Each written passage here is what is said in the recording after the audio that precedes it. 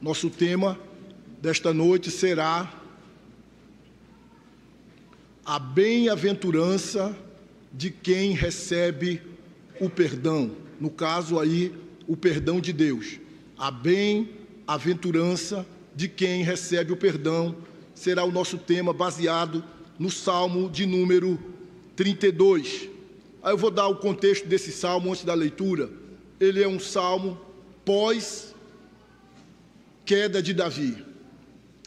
Aquela história de Davi, quando ele, repousando lá nos seus aposentos, depois de ter vencido uma batalha, volta e se dá o direito de descansar. E os seus soldados foram para outra guerra e ele ficou descansando. Nesse descanso, ele está ali dando uma volta no terraço da sua casa e lá embaixo ele tem a visão de uma mulher tomando banho, que é Batseba. Você precisa pensar junto comigo que à época os banheiros não eram como os nossos, senão dos reis, mas a plebe ou a ralé, o banheiro era tipo ao ar livre. E Davi, de onde estava, do alto, avistou aquela mulher tomando banho. E ao tê-la avistado, isso trouxe no coração dele um desejo pecaminoso, maligno. Mas ele não lutou contra aquele desejo, porque não há nenhum pecado em ser tentado. E não há nenhum pecado em você ver uma mulher bonita ou um homem bonito, desde que você não mantenha o seu olhar ali. Não é pecado ver uma mulher bonita. Passou, você viu, é bonita. Tira o olho, miserável, porque senão o pecado vem. Amém? E assim também as mulheres. Não é pecado ver um homem bonito, é bonito, mas não é seu. Tira o olho. Só que Davi manteve o olho, ou os olhos, e aquilo ali gerou no coração dele um desejo tão forte, que ele pediu para que um servo, quem é aquela mulher? E o servo, já conhecendo a característica de Davi, disse para ele: Batseba, esposa de Urias. Ou seja, aquela mulher, Davi, ela é uma mulher, o quê? Não é para o seu bico. Não, ele não podia falar desse jeito. Então ele falou, é Batseba, esposa de Urias. Davi disse, traga ela. E o resto da história, a maioria de vocês conhece. Davi cometeu nesse episódio 3 pecados: assassinato, aliás, homicídio, adultério e dissimulação. Porque ele tomou uma mulher que não era dele, pecou contra Deus. Para encobrir o pecado, ele, conforme a história diz, e vocês sabem disso, chamou o marido dela, que estava na guerra, para voltar e ficar em casa e dormir com ela, para que depois de 9 meses, quando a barriga crescesse e o menino nascesse, então era de Urias. Urias estava na guerra, mas ele voltou. Só que Urias, ele voltou, e quando Davi disse, vá para casa, vá dormir com sua esposa, eu sou um rei tão bonzinho, tirei você da guerra para você dormir com a sua esposa. E aquele soldado fiel disse, Israel está na guerra, e eu iria dormir em casa? De jeito nenhum. Dormiu lá na porta do palácio. Quando Davi soube que ele não tinha ido para casa, a missão de Davi de ocultar o pecado tinha falhado, Davi convidou de novo, no outro dia, embriagou, deu bebida e disse, vá para casa, vá dormir em casa. E aquele homem não foi para casa, dormiu na porta do palácio. Agora Davi trama um plano ainda mais perverso, maquiavélico. Porque veja que não foi uma situação de desespero, não, foi um negócio pensado. Ele vai para casa, se relaciona ou não com a mulher, mas quando nascer, a ideia é de que o filho é dele, mas o homem não foi para casa. E Davi se viu, então, sem saída para aquela situação. E o que ele faz? Ele escreve uma carta. E nessa carta o conteúdo é para que o comandante lá da guerra colocasse o próprio Urias no lugar onde os inimigos atacavam mais e que havia uma possibilidade muito grande de Urias morrer. E Davi faz essa carta e manda a carta pela mão do próprio, o quê? O próprio Urias. O homem era tão fiel, Urias, tão leal, que Davi tinha certeza que ele não ia abrir a carta. E ele não abriu a carta. E ele levou a sua sentença de morte na mão, sem saber que estava levando a sua sentença de morte. E chegou lá, entregou ao comandante, o comandante leu e disse, ok, guardou a carta e disse, irmãos, nós vamos fazer aqui uma mudança aqui, uma estratégia. Urias, fica ali. E ali onde Urias ficou, ele foi morto. Aí Davi cometeu adultério, homicídio e dissimulação. Só que, capítulo 12, segundo Samuel, o profeta Natã chega para Davi e diz uma parábola. Um homem rico tinha várias ovelhas na sua casa e o seu vizinho tinha só uma. Naquele tempo já existia pet. Tinha só uma, que era a razão da sua vida. E ele cuidava dessa ovelhinha pet com tanto carinho, com tanto cuidado. Mas o homem rico deu um banquete e, sem querer matar nenhuma das suas ovelhas, pegou a única ovelha do vizinho Davi. Menino, o Davi ficou bravo e disse, esse homem tem que o quê? Que morrer. E o Natã disse assim, esse homem é você. Deus te deu tudo. Você tem, inclusive, inadequadamente muitas mulheres. Você é rico, você é bonito, você tem um palácio, você tem mulheres no plural, mas você foi atrás da única mulher que tinha Urias. E Davi, confrontado por aquele profeta, não tinha mais o que fazer. Depois de meses tentando esconder o pecado, ele disse, pequei contra ti somente. Então, o Salmo 32, bem como o Salmo 51, são salmos que narram essa experiência dolorosa de Davi com o pecado, mas que narram também a felicidade, a dádiva, a bem-aventurança de, em se arrependendo, receber o perdão de Deus. Foi um pecado gravíssimo, hediondo, superlativo, mas o Salmo 32, ele vai narrar a alegria e a felicidade de Davi em ter recebido perdão e em ter de fato descoberto que a maior felicidade não está no prazer que o pecado pode dar, mas a maior felicidade ela é encontrada em uma vida de comunhão com Deus e em uma vida perdoada por Deus, em uma vida restaurada por Deus. Então ele chama esse salmo de a bem-aventurança, a felicidade, o prazer, a paz, a alegria de quem é perdoado por Deus. Porque não existe tragédia maior do que o pecado. Porque o pecado, ele afasta a nossa vida de Deus agora e afasta a nossa vida de Deus eternamente. O pecado, ele promete vida, mas o que ele traz é morte. O pecado, ele promete prazer, alegria, mas o que ele traz é dor, é desespero, é infelicidade. E o pecado sempre vai nos levar mais longe do que nós queremos ir.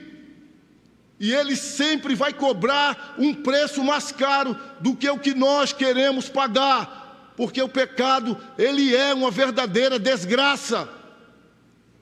E se aqui entre nós existem pessoas que estão vivendo a desgraça do pecado oculto, Deus trouxe você aqui nessa noite para dizer a você que há perdão e há libertação para a sua vida. Desde que você se arrependa, confesse e deixe. E aí você vai descobrir, como Davi, que não é no pecado que nós encontramos felicidade, mas nós encontramos felicidade no perdão de Deus, na graça de Deus e no poder restaurador do Senhor. Mas eu já quero colocar aqui de antemão que se você insistir, se você continuar endurecendo o seu coração, se você fizer como Manassés quando foi confrontado por Deus, e você fechar os seus ouvidos para a advertência de Deus, você vai pagar um preço muito caro. Porque o pecado e a vida com Cristo, elas não podem coexistir. O pecado e uma vida de temor a Deus não pode coexistir. Ou a gente vive para temer, para obedecer e para servir a Deus, ou a gente vive para satisfazer o engano do pecado. Mas quero, com a graça de Deus, pedir que o Espírito Santo convença, ainda que tenha uma única pessoa aqui, não sei,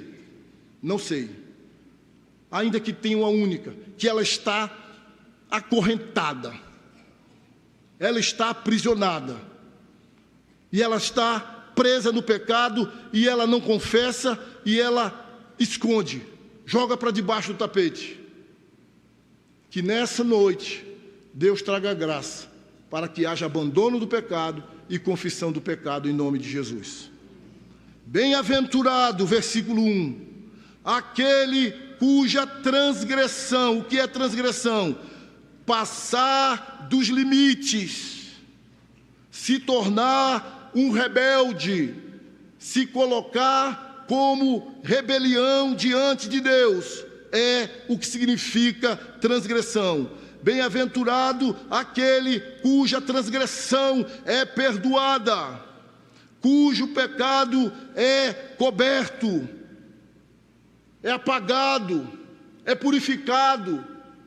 À época existia aquele chamado dia da expiação, quando todo mundo ia ali oferecer o seu sacrifício para que o seu pecado ou seus pecados fossem purificados. Mas nós sabemos hoje que todos os nossos pecados, eles são purificados pelo Cordeiro sem defeito, pelo Cordeiro perfeito, por aquele que na cruz se entregou e derramou o seu sangue para lavar e para perdoar o mais vil pecador.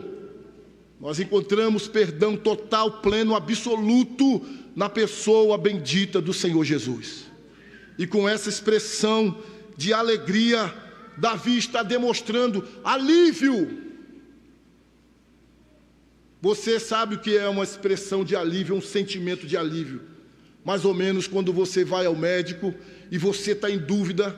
Isso, para mim, está completando hoje 3 anos. No Dia das Mães, de 3 anos atrás, eu obtive o meu exame, o meu resultado, oh meu Deus, de Covid. Aí o conselho disse, vaza, em casa. Eu, pastor Jean, pastor João, há 3 anos atrás exatamente, fizemos exame, Covid. Eu não tive o alívio. Mas você já imaginou, ou já teve essa sensação de você vai no médico, o médico passa o exame, e você fica, ai meu Deus, esse exame, Senhor, ai meu Deus. Aí quando você vai lá, pega o resultado do exame, o exame não deu nada de ruim, aí você faz...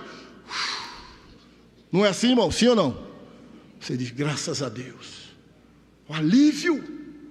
Davi sentiu alívio. Bem-aventurado aquele cuja transgressão é perdoada, cujo pecado é coberto.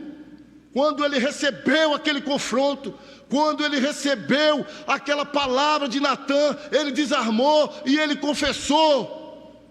E Natã disse: o Senhor também te perdoou. Ele recebeu alívio. Versículo 2, bem-aventurado, ele continua nessa temática da alegria, da felicidade. Por quê? Porque ele estava buscando felicidade no pecado, nos prazeres. É como a grande parte da nossa sociedade quer ser feliz, é o hedonismo reinando. Não importa se é certo ou se não é certo, o que importa é se dá prazer, e se dá prazer eu quero. Se dá prazer eu trair a minha esposa, eu quero. Se dá prazer eu trair o meu esposo, eu quero. Mas não está atento ao que diz Provérbios 6:32. O adultério é uma loucura. Só os loucos se envolvem com essa prática, só as loucas se envolvem com essa prática. O adultério é uma loucura, e é isso que o pecado faz. O pecado nos faz insanos.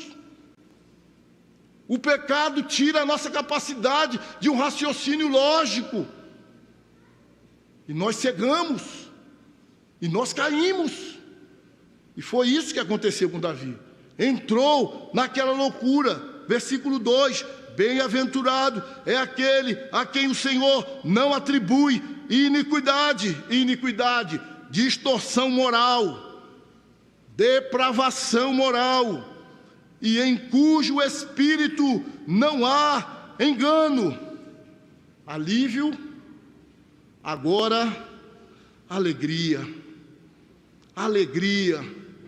Aquele a quem o Senhor não imputa a culpa, aquele a quem o Senhor não vai cobrar o preço, porque houve uma confissão e houve um abandono. Então agora ele sente alegria, porque recebeu o perdão. A partir do versículo número 3, ele vai descrever a experiência que ele teve durante o tempo que ele ocultou, durante o tempo que ele escondeu, durante o tempo que ele jogou para debaixo do tapete. É uma sensação mais ou menos de um preso, talvez aqueles 2 presos que fugiram do presídio de Maceió, de Mossoró, 3.000 policiais, 12.000 policiais, cachorro, helicóptero, avião, radar, negócio de aquecimento, procurando aqueles homens. Me diga que paz aqueles homens tinham. Eles não estavam na cadeia, mas de todo jeito eles estavam presos, porque eles não tinham liberdade. Imagine você sendo caçado, procurado. Que paz se tem numa situação dessa? É o pecado escondido. É o pecado escondido. Você está ali, vivendo aquela situação prazerosa, mas você está com medo de a qualquer momento alguém bater na sua porta. É o marido da mulher, é a mulher do marido, é o patrão que descobriu um desfalque, é o sócio que descobriu um roubo, é o pai que descobriu que você está metido em drogas, que você está metido em homossexualismo. É uma situação pecaminosa que você está jogando para debaixo do tapete, escondendo. Minha mãe não pode saber, meu pai não pode saber, meu patrão não pode saber, meus amigos não podem saber, o pastor não pode saber. Se o conselho souber, eu estou morto. Então você vai jogando para debaixo do tapete. Mas veja como Davi descreve essa sensação de esconder. Enquanto calei os meus pecados, envelheceram os meus ossos. É uma linguagem para dizer: eu estava sofrendo demais, estava perturbado, eu não conseguia dormir, eu não conseguia viver, eu estava adoecendo, porque estava encoberto, estava debaixo do tapete, e aquilo poderia explodir a qualquer hora. E o que seria do meu nome? E o que seria da minha vida? E o que seria da minha reputação? Meus ossos estavam como que esmigalhados pelos meus constantes gemidos todos os dias. O que está acontecendo aqui? Ele está descobrindo que o pecado oculto não pode coexistir com a vida de paz com Deus. Não se tem pecado oculto coexistindo com paz interior. Pecado oculto, ele convive bem com aflição, com desespero, com pânico, com medo, não com paz interior. Quem tem pecado oculto não tem paz interior.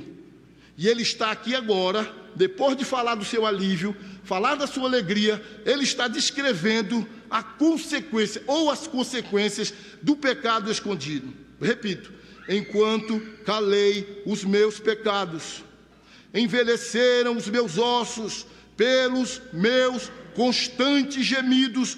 Todo dia ele sofria. E foi quase um ano, dizem os pesquisadores, ou aquelas pessoas que têm mais tempo de estudar a Bíblia e preparar os comentários para nós, pastores. Quase um ano, escondendo, ocultando, negando. E isso perturbava ele. 4. Você pode ler o 4, por favor, enquanto eu tomo água? Leia aí o 4, por favor.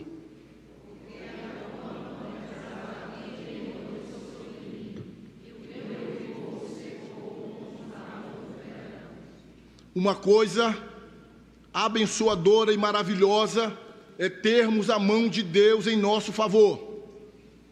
É a mão de Deus ser favorável a você, abrindo portas, protegendo, guardando, livrando. É a mão de Deus sendo favorável a nós. É uma coisa, uma bênção, uma maravilha.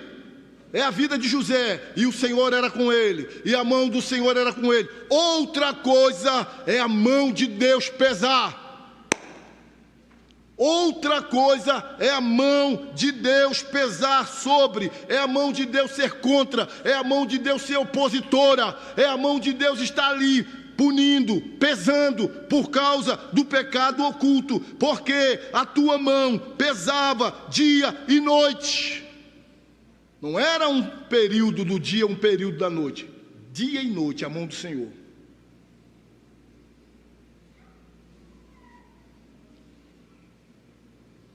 E bendito seja aquele que em pecado oculto tiver a mão do Senhor pesando sobre sua vida, porque isso indica e significa que você é filho de Deus. Porque Deus só trata e só disciplina aqueles que são filhos. Então, se você é filho e há pecado escondido, há coisa oculta, a mão de Deus vai pesar, até você não aguentar mais e você confessar e você ser restaurado, porque você é filho. Diga amém. Mas quem não é filho? Porque Deus não disciplina quem não é filho. Atente para isso, viu? Eu já falei 1000 vezes aqui. Não posso disciplinar o filho do meu vizinho, ou a filha da minha vizinha. Por mais que eu reprove a conduta, a postura, não é a minha filha, não é o meu filho, eu não posso disciplinar. É a mesma coisa Deus. Deus só aplica a disciplina dele em quem é filho. E essa mão pesava sobre Davi. Ele está dizendo essa experiência, dia e noite, dia e noite. E aqui ele está reconhecendo esta situação, admitindo essa situação. No versículo 5 ele admite: confessei-te o meu pecado, e a minha iniquidade não mais ocultei. Ele admitiu, ele reconheceu, ainda que diante de um confronto do profeta, mas chegou o dia dele dizer assim: eu pequei contra ti, Deus. Ele admitiu o seu pecado, a sua queda. Confessei-te o meu pecado e a minha iniquidade não mais ocultei. Eu levantei o tapete, eu tirei o pecado debaixo do tapete e eu confessei. E eu disse: confessarei ao Senhor as minhas transgressões, e tu perdoaste a iniquidade do meu pecado. Há perdão em Deus, queridos. A graça, a misericórdia, há restauração, há recomeço em Deus, quando nós, reconhecendo a nossa miséria, a nossa rebeldia, a nossa pecaminosidade, chegamos junto a Ele, arrependidos, tomando por segurança o nome do Senhor Jesus e dizendo: ó Deus, tem misericórdia de mim. Deus não vai lhe rechaçar. Deus não vai dizer: afasta-te de mim, miserável, desgraçado. Deus é um Deus de perdão, e é um Deus de misericórdia, e é um Deus de restauração, e é um Deus que reescreve a história. Quando nos aproximamos dele com coração sincero e com coração arrependido.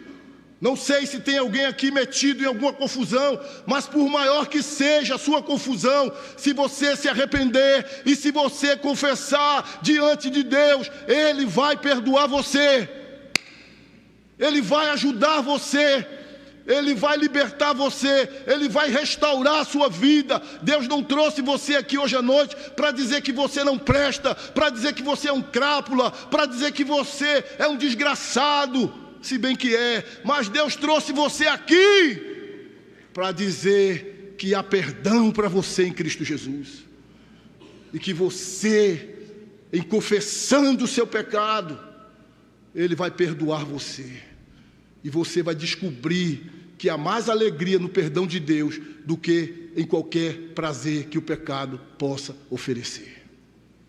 A partir de então, o salmista traz algumas lições. Ele falou do seu alívio, ele falou da sua alegria, ele falou das consequências, ele reconheceu o seu erro, mas agora, como se ele estivesse trazendo ensinamentos, lições, para que outros, ou ele mesmo, não se envolva mais com a desgraça chamada pecado. Versículo 6: sendo assim, todo aquele que é piedoso te fará súplicas em tempo de poder te encontrar. O piedoso, o que teme a Deus, em tempo oportuno, ou seja, hoje, ele vai buscar a Deus e vai pedir: Senhor, me perdoa, tem misericórdia de mim. Hoje, em tempo oportuno, ele pedirá perdão a Deus. O salmista está dizendo: sendo assim, todo que é piedoso, que teme a Deus, que considera a graça, que considera a misericórdia, te fará súplicas em tempo de poder te encontrar, ou seja, em tempo oportuno. Nós falamos hoje de manhã que nós só temos o hoje e que nós devemos viver um dia de cada vez. Então essa situação de uma confissão não é para amanhã, ela é para hoje. Põe aí, filha, por favor, Isaías 55, 6 e 7, por favor, a igreja pode ler, todo mundo, vamos ler junto. Isaías 55, 6 e 7, vamos lá?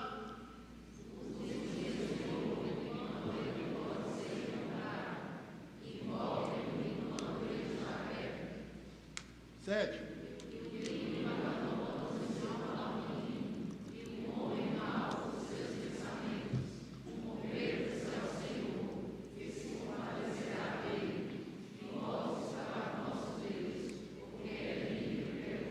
Amém, igreja? Amém. É hoje.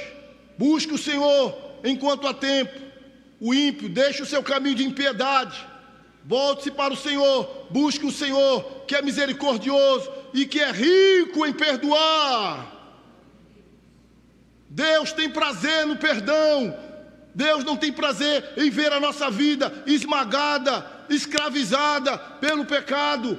Mas Deus, Ele tem prazer em nos perdoar, porque Ele é rico em perdoar.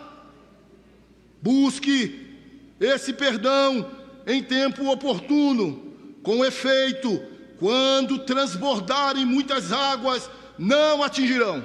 Agora fica mais claro, diante de tudo que está acontecendo, você entender que águas na Bíblia, ligado à questão de tragédia. Quando passares pelas águas, elas não te submergirão, usando a água como símbolo de tribulação, de provação. E a gente sabe, quando a água vem com força, olha as tragédias. Então é um símbolo de dias maus, tribulação, provação. E o salmista está dizendo: com efeito, quando transbordarem muitas águas, não atingirão. Quando vierem os problemas da vida, as lutas da vida, uma vez você tendo confessado, tendo se arrependido, tendo sido perdoado, Deus vai proteger você em meio às tribulações. Deus vai proteger você em meio às provações da vida. Não é porque você caiu ou você pecou que você vai se tornar um pária, ou que Deus vai tratar você de lado. Não, confessando, se arrependendo, sendo perdoado, Deus vai proteger a sua vida. Versículo 7: Tu és o meu esconderijo, tu me preservas da tribulação e me cercas de alegres cantos de livramento. Primeiro, tendo confessado o pecado, tendo se arrependido, recebido o perdão de Deus, ele poderá contar com a proteção de Deus. Ele também será preservado pelo Senhor. O Senhor será o seu refúgio, o Senhor será o seu esconderijo. Ele poderá contar com um abrigo seguro às sombras das asas do Deus Altíssimo. Tu me preservas da tribulação e até cercas e me cercas de alegres cantos de livramento. No lugar de ser arrebentado pelas tragédias da vida, pelas tribulações da vida, você contará com a proteção de Deus na sua vida. Contará com a preservação de Deus, tendo ali Deus como seu esconderijo. Não é um esconderijo, não é o esconderijo. Tu és o meu esconderijo. É o meu esconderijo. E diz mais: Tu me preservas da tribulação e me cercas de alegres cantos de livramento. A bênção, irmãos, quando Deus nos perdoa e quando a nossa vida é restaurada, há um sem números de bênçãos de Deus para nós, porque o caráter do nosso Deus é bondoso. Nós não merecemos, nós não somos dignos, mas Deus é rico em nos perdoar. Versículo número 8. Mais uma lição: a proximidade de Deus junto à nossa vida. Eu o instruirei e lhe ensinarei o caminho que você deve seguir, e sob as minhas vistas lhe darei conselho. Meu Deus, Deus estará perto, Deus estará próximo. É a proximidade de Deus nos dando conselho, por aqui, por ali, assim não, desse jeito. Eu lhe instruirei e lhe ensinarei o caminho que você deve seguir, e sob as minhas vistas lhe darei conselho. Vou repetir as lições. Primeiro, pedido de perdão no tempo oportuno, é hoje. Segundo, proteção de Deus. Terceiro, a preservação do Senhor sobre a nossa vida. Quarto, proximidade de Deus, nos guiando, nos ensinando, sob as vistas do Senhor. Número 5, versículo 9. Não sejam como o cavalo, seu cavalo. Não seja como a mula, sua mula. Amém, irmãos? Estão entendendo, sim ou não? Porque esses animais são animais de cabeça dura. Quem já viu um jegue ou um burro empacado? Não tem quem tire. Não tem, pode bater, pode fazer tudo. Se ele empancar, ele empancou. E a ideia do texto é: não seja como um cavalo. Aí diz: pastor Wallace fala duro. O duro sou eu, ou o duro é o texto? Não seja como um cavalo ou a mula, que não tem entendimento. Sabe qual é essa lição? Presta atenção. Essa lição se chama presta atenção. Não seja como o cavalo ou a mula que não tem entendimento, que são dominados com freios e cabrestos. Do contrário, não obedecem a você. Ou seja, cuidado para não voltar de novo, depois de ter se arrependido, ter sido perdoado. Não haja como uma mula ou um cavalo que volta de novo para a mesma situação de pecado, de desgraça, de dores, de sofrimento. Não seja como a mula ou o cavalo. Preste atenção. É esse ponto. 10, vamos ler juntos 10, todo mundo, versículo 10. Muitos são.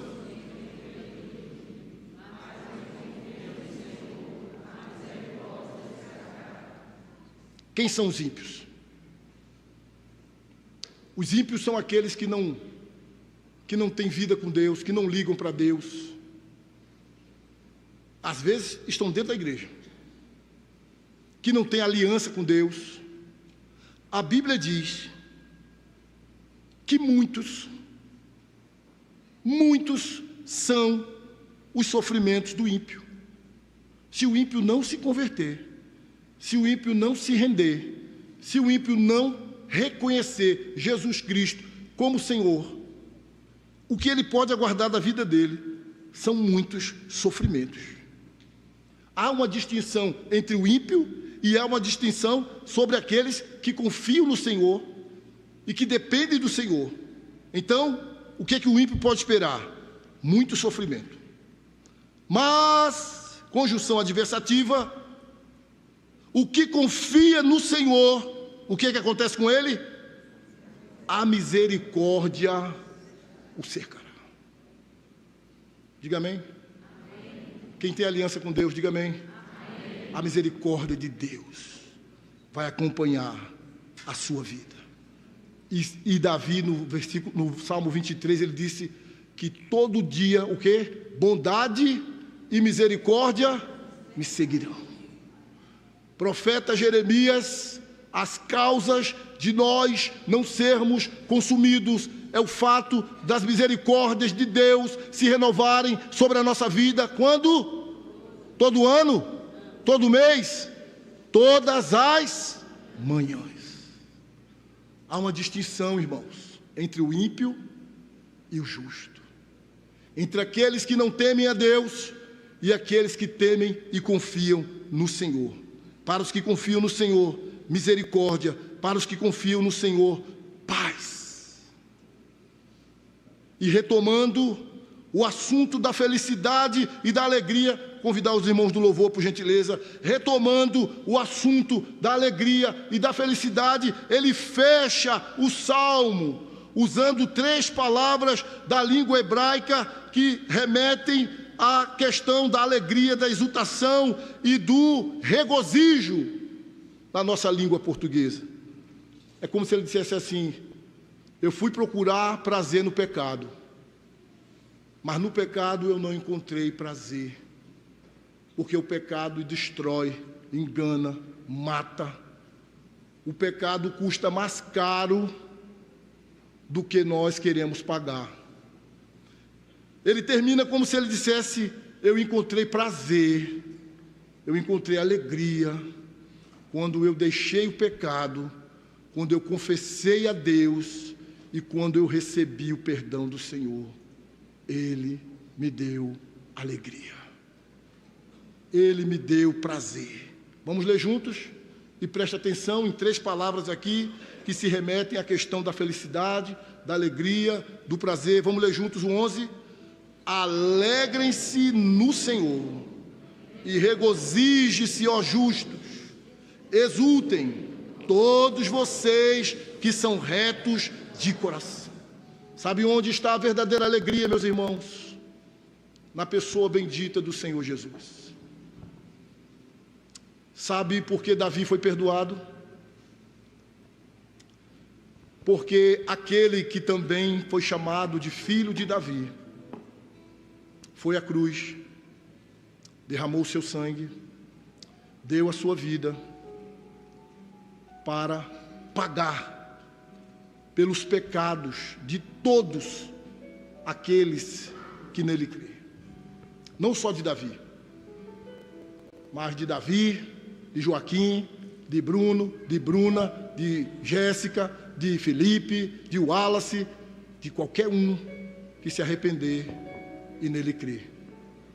É interessante que o apóstolo Paulo, trazendo um exemplo da justificação pela fé, ele toma a vida de Davi como exemplo, e ele fala aqui em Romanos 4, eu vou pegar a partir do 4, até o 8, que diz assim: ora, para quem trabalha, pode vir para cá, viu, irmãos, por favor.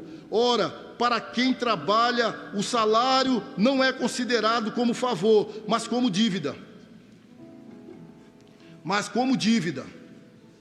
Para com quem não trabalha, porém crê naquele que justifica o ímpio, a sua fé lhe é atribuída como justiça. E a fé, assim, e é assim também que Davi declara ser bem-aventurado aquele a quem Deus atribui justiça, independentemente de obras. Paulo pega o texto de Davi. Davi disse: bem-aventurados aqueles cujas transgressões são perdoadas e cujos pecados são cobertos. Bem-aventurados aquele a quem o Senhor jamais atribuir pecado. Por causa de Jesus Cristo, há perdão para mim e para você. Por causa da sua obra, do seu sangue derramado, por causa do Cordeiro perfeito que foi entregue na cruz. Hoje, aqui, se você se arrepender, você pode receber perdão e ter a alegria de ser perdoado por Deus e começar uma nova história com a sua vida sendo guiada pelo bom pastor, o Senhor Jesus Cristo. A pergunta é: como está a sua vida nesta noite? Feche os seus olhos. Você pode dizer nessa noite: eu sou uma pessoa feliz. Você tem a certeza que foi perdoado. Você é aquele tipo de pessoa que, mesmo enfrentando lutas, problemas, enfermidades, dificuldade, você tem a alegria e a paz de quem foi perdoado por Jesus? Nele, e somente nele, há perdão. E não há felicidade igual àquela que os perdoados e os reconectados com Deus podem desfrutar. Senhor, passa agora no meio da tua igreja em nome de Jesus. A tua santa palavra, ela afirma que o teu Espírito é quem convence o homem do pecado, da justiça e do juízo. Senhor, se entre nós há pessoas nessa armadilha, nessa prisão do pecado oculto, que ela receba do Senhor agora a graça de, diante do Senhor, se arrepender, confessar e deixar, e receber a alegria e a felicidade do perdão que vem do Senhor por meio de Jesus Cristo. Amém. Vamos ficar de pé, irmãos. Vamos fazer deste hino uma oração em nome de Jesus.